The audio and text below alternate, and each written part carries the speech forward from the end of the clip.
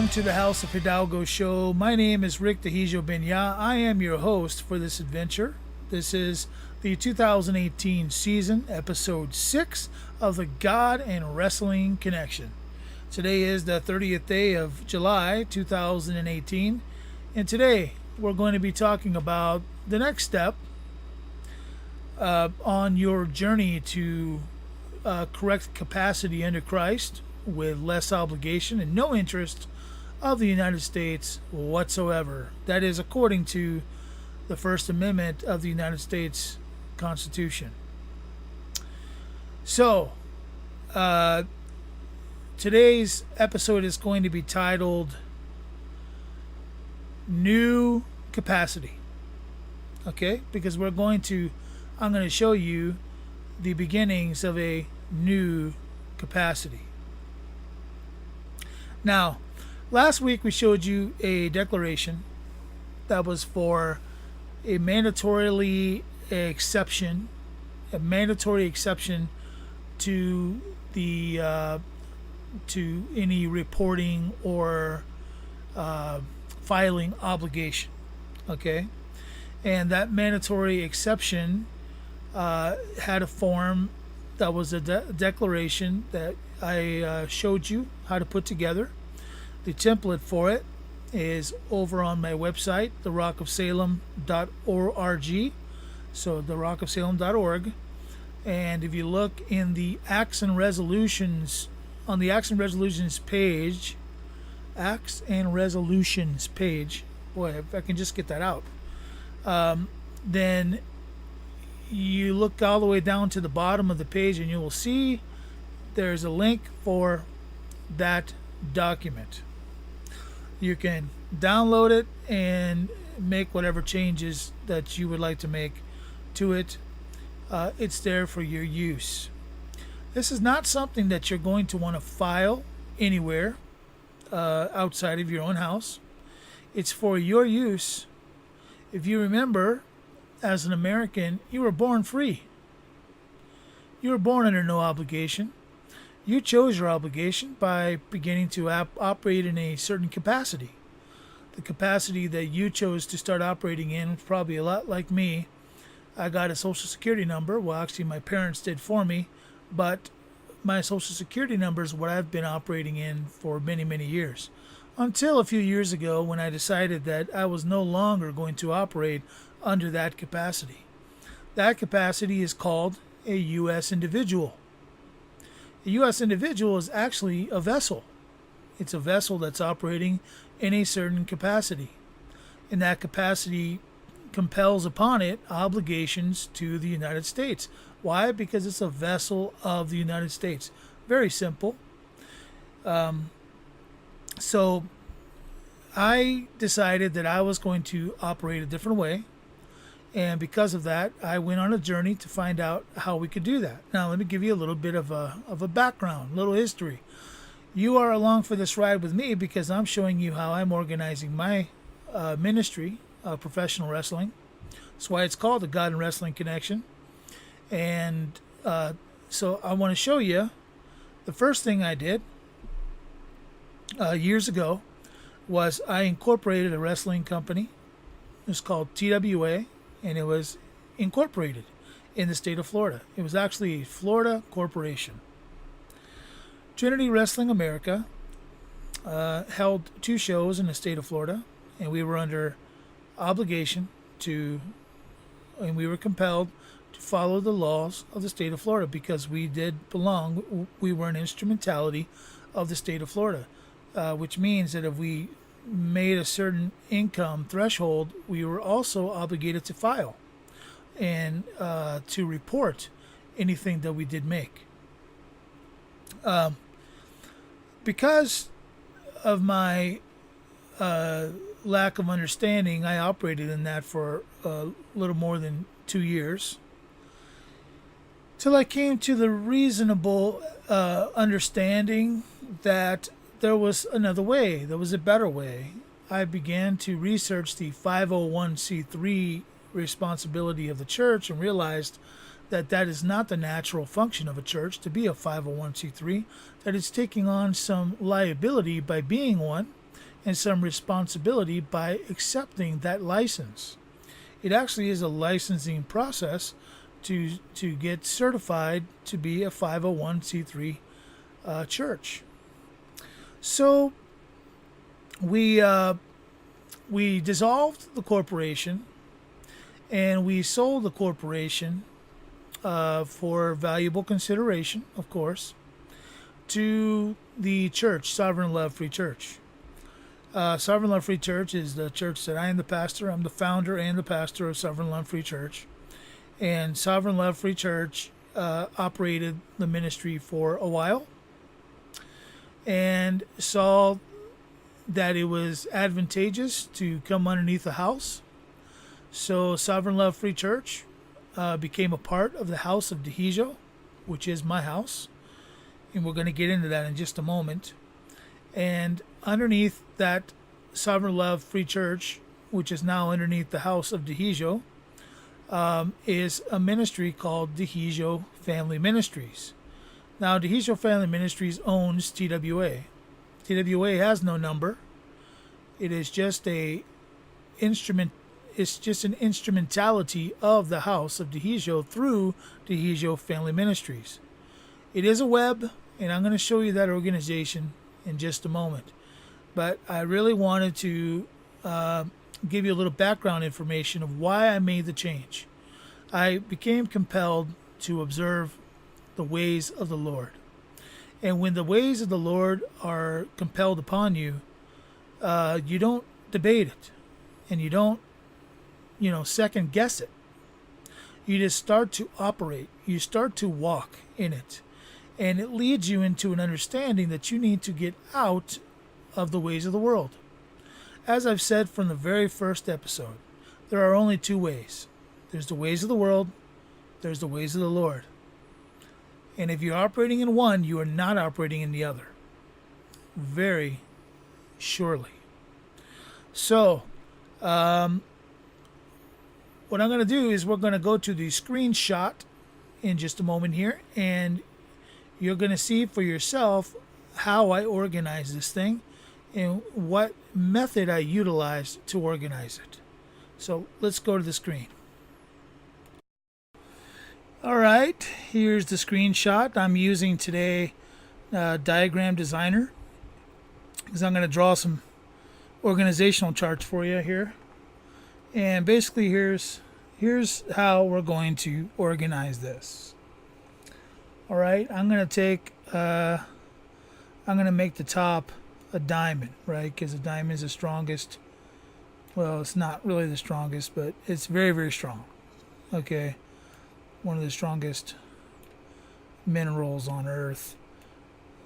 Okay, so we're gonna start with this guy here, and I'm gonna call this your house. Oh boy, if I could just spell. Okay, I'm gonna call this your house trust. Now, remember what we talked about trust. God designs trust. It was his method. He's the testator of the trust, the grantor of the trust, and Jesus was his first trustee. And when Jesus went away to sit at the right hand of the Father, he sent the Holy Spirit. The Holy Spirit is in us, and we are trustees as well. We are there to do the business of the trust. Well, in the same way, your house trust, okay, let's just say that your house name is Johnson. That's a popular name, Johnson. So here's the Johnson Trust. That's the Johnson Family Trust. Now, the Johnson Family Trust, if it was a domestic trust, well, a domestic trust is under the jurisdiction of the United States. So we're not looking at a domestic trust, we're looking at forming a foreign trust. Why? Because we want something that's foreign to the United States in its capacity. Not that you're a foreigner. This isn't about being a foreigner or being a native born person. This is about being foreign to the United States and to its interest. All right. So you have the Johnson Trust. Now you're going to find out later in another, probably next week, that the Johnson Trust is going to end up being a 98 number. What does that mean? Well, it's an EIN number that you're going to get that's going to start with the number 98, and it's going to be in either -6 or -7. Okay, that's going to be the Johnson Trust. Why? Because, as I'll show you next week, only a 98 number is construed to be foreign. It's the only number that they issue that's foreign. And if it's a foreign trust, it's going to be in the 6 or 7 million series. Okay, which means that the number immediately following the dash on an EIN is going to be a 6 or a 7. And I'll show you right in their own manual that it says that. Okay, but here's the Johnson Trust. This is the Johnson Family Trust. This is organized by the head of the family. Usually we like to call it a pater.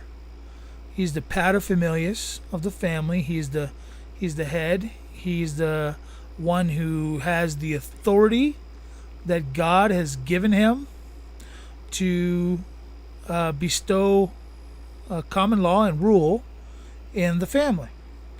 Okay, so you've got the Johnson Trust here, and you're going to want to call this trust whatever you want.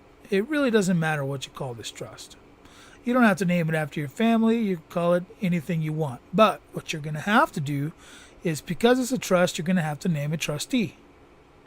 Okay, now, based on what we've learned, the trustee of the trust, okay, this trust has a trustee. Well, what's the trustee's name going to be? Is it your old name?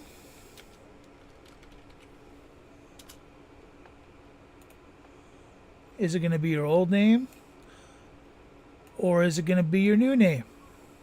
Well, so the question is, what capacity do we want this trust to be organized with?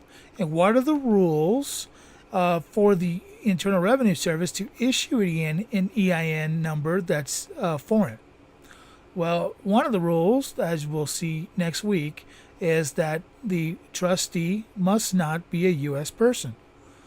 So if the name that you've been using that's affiliated with the Social Security number is a U.S. individual, and you put that name here, do you think they're going to issue you a 98 number? No. Okay?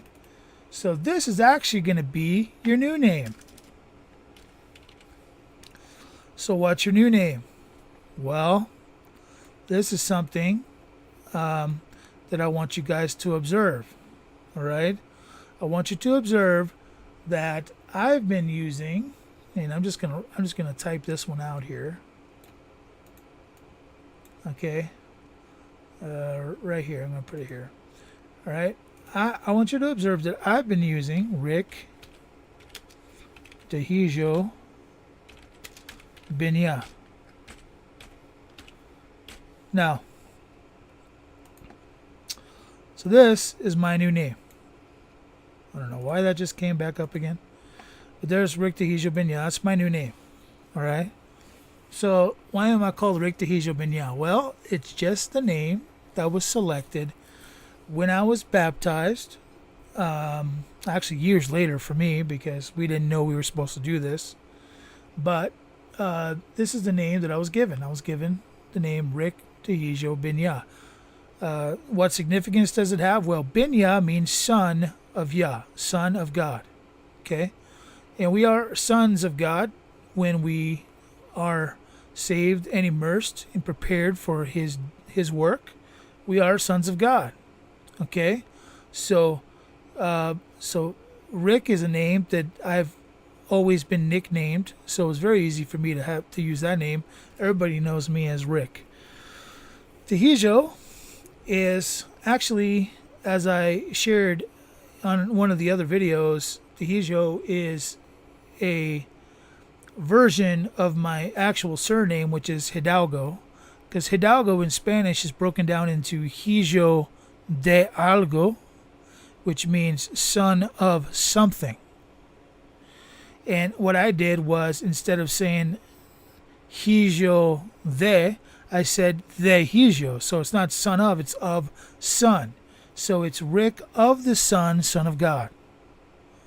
So that's why that name is significant to me. But what you call yourself spiritually is your business. It's between you and God.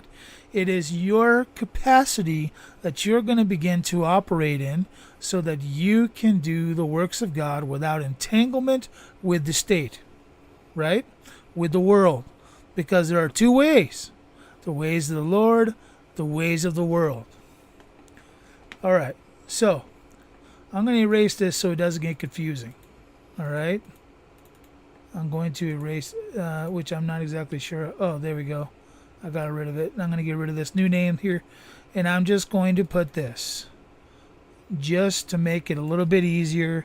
I'm going to put new name trust, and that'll remind us. My goodness, if I could just operate the program. That will remind us now of what this is. This is a trust, a foreign trust with a new name. So it's a grantor's foreign trust, and it's for ecclesiastical purposes. So your new name trust. This is what you run your entire organization from. This is the top layer of your organization. Now, you're never going to use this number. This number is only significant for your organizational purposes. This is not something you're ever going to use in commerce. What you're going to do is, I told you before in an earlier episode, that you're going to want to park your old creature. Well, how do you park it? Well, underneath here, we're going to create an estate. An estate number. And I can already tell you it's going to be an 8-3. It's going to be an 836. Because estates and trusts are all in the 6 or 7 million series. So that's what it's going to be. So you got a new name that's at the top of the organization, and then you've got an estate that you're going to create using this number. This number will become this trust will become the overseer of this estate, which is just going to be parked. Now, in order to create this estate, you've got to have a U.S. individual number. You use that U.S. individual number to create this estate, and it parks it. It makes it so that that number is now consumed in this estate number. All right? And then this number can now just be left out here, in the shipyard to be salvaged at a later time. Meanwhile, this 9A trust is going to create another number. Let's make a different shape here. Okay, and it's very interesting that it's called preparation because it is actually in preparation for your ministry. So what you're going to do is you're going to create a family ministry. And since this is the family of Johnson, right, I'm going to say Johnson Family Ministries. Holy smokes. Okay. What in the world? Where did the A come from? Johnson Family Ministries, okay? Now, Johnson Family Ministries is going to be an instrumentality of your 9-8 trust, okay? And it's also going to come out as an 8-3, but it won't be an 8-3-6. It'll be an 8-3-0 or an 8-3-1 or an 8-3-2, something like that. It won't be a 6 or 7 because it's not a trust or a state. Okay. So let's fit this into the box. Okay, here we go. So the new 9-8 spiritual name trust is at the top. The trustee is your spiritual capacity. It's still you, but it's you in the spirit. Okay? So it's not a U.S. person, it's a person under ecclesiastical authority. All right? So I'm going to draw in a couple arrows here so you guys can understand how this all connects. So this entity here creates this entity, and this entity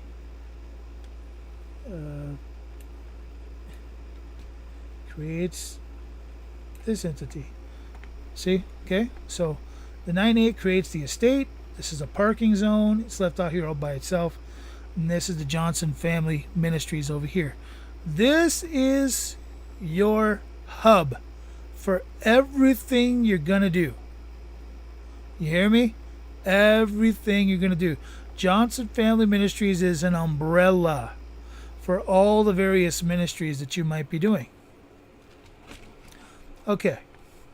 Let me explain how that works. Let's use this shape here. And I'm going to put 3 of them here. But let's say you got 3 kids. 3 members of your house. And even the husband, the wife, whatever, if they want to operate in their own capacity under the Johnson Family Ministry umbrella, they can operate, as another one. But Johnson Family Ministries, let's say you've got 3 kids. One of your kids' name is Fred. This is going to get very Flintstone-y here for a second. You got Barney. Okay, and then you got Wilma here. Sorry, Betty. I'm leaving you out here. So, Johnson Family Ministries is the umbrella ministry component under the big trust, okay, where everything is run through. This is the government of the whole thing right here. Okay, this guy up here is the governor of all of this. He governs it all.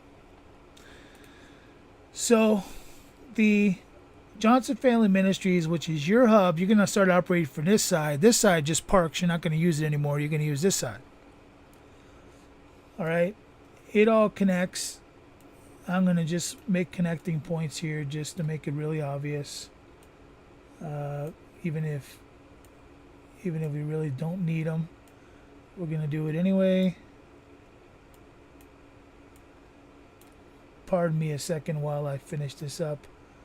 I gotta, my drawing has got to be right. Oh boy. There you go. All right, so Johnson Family Ministries creates a ministry called Fred, Barney, and Wilma. Okay, now you can name these whatever you want. Johnson Family Ministries could end up being, could basically create a ministry called Fred Ministries. Or maybe Barney doesn't like his name because he's short and can't bowl. So Barney says, hey, I like to call mine Via de la Rosa Ministries. Okay, so Via de la Rosa Ministries is born, right? They create a ministry for Barney called Via de la Rosa Ministries. And this is how everybody in the family operates. They operate through these numbers. So this is how you would organize. Now, here's where the rubber hits the road. How do you enforce all of this, right? This whole structure, as amazing as it is, right? I mean, all of this is like gone in an instant as soon as the government doesn't recognize it, correct? Okay. Well, I'm going to show you why this is totally valid. Because this is just one of many houses. And what's happened is this house has come into a union with other houses that have organized the same way. And they have, okay, don't, You might want to sit down for this part because this is where it gets really exciting. Okay, I'm gonna put this down here. I'm gonna make it kind of big because it's consuming a lot of families, right? Okay, so all these families. This is just one example, but all these families who have organized this way are gonna come into this union over here. We're gonna call it a union of Sons of Yah. Okay, I'm going to call it the Union of Sons of Yah. Now, let's say that there are, just for the sake of just a straight number here, let's say there's 50 houses. 50 different houses come together and they ratify this convention, this union, right? Now, this union, it exists because all of these different families, like this family above, the Johnson family, have delegated certain authorities to this union to function or to contract. They've contracted with this union to do certain things. Okay, so whatever these guys tell this entity to do, this entity is compelled to perform. So what this entity does, now we're operating way down here. This entity creates a council, whatever you want to call it. You could call it board of directors, you could call it governors. I don't care what you call it. This is what you could call it. They create a council. What's a good biblical number? Let's say that council has, 6 people, 12 people, 24 people, whatever. It's up to you. You decide how many people are on that council. So each of the houses vote. They get to vote for members of the council. The council then are given delegated authorities to execute on behalf of all the houses. Now, this is enforceable. Why? It's enforceable because our Republican form of government recognizes that no law Congress can create no law concerning these ecclesiastical societies, religious societies, religious things. Okay? They have no capacity.